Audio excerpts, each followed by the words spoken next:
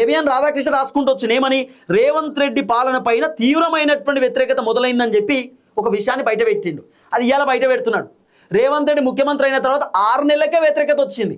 ABN Radhakrishna ఏదో పెద్ద కొత్తగా తీసుకొచ్చినట్టు వార్త, కొత్తగా రాసినట్టు. అట్లీస్ట్ ఇప్పటికన్నా తెలంగాణ ప్రజలు ఇబ్బంది పడుతున్నారు.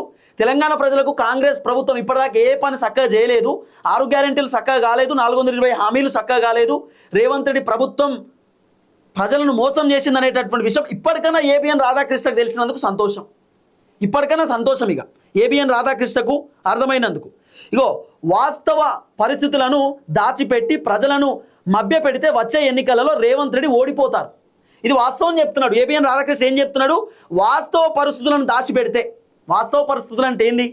రేవంత్ రెడ్డి వాస్తవ పరిస్థితులు ఎక్కడ కూడా దాచిపెడతలేడు.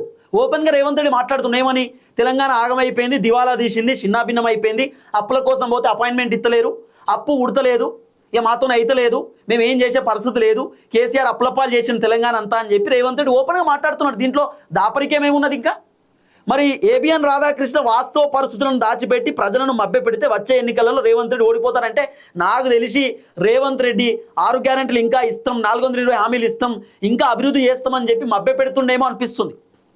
సో ఏబిఎన్ రాధాకృష్ణ చెప్తున్న మాటలను బట్టి ఏమనిపిస్తుంది అంటే, చిల్లిగా అవ్వలేదు, రూపాయి కూడా లేదు ఖజానాలో, ప్రభుత్వం దగ్గర ఒక్క పైసా లేదు, కాబట్టి రేవంత్ రెడ్డి ఇంకా ఏదో చేస్తా అంటున్నాడు. అట్లా చెప్పకండి, ఉన్నది చెప్పండి అని రాధాకృష్ణ చెప్తున్నాడేమో. రేవంత్ అన్నేమో రైతు బంధు ఇస్తా, రుణమాఫీ చేస్తా, పెన్షన్లు కూడా ఇస్తా, ఉద్యోగాలు ఇస్తా, రోడ్లు వేస్తా, స్కూళ్ళు కడతా, కాలేజ్ కడతా అని డైలాగులు కొడుతున్నాడు కదా. ఇంకేదేదో చేస్తాం, 0 వడ్డీ రుణాలు ఇస్తామని ఇంకేదేదో చెప్తుంది కదా. అవన్నీ అట్లా చెప్పకండి, ప్రజలకు వాస్తవాలు చెప్పండి. వాస్తవాలు చెప్తేనే మళ్ళీ అధికారంలోకి వస్తారు.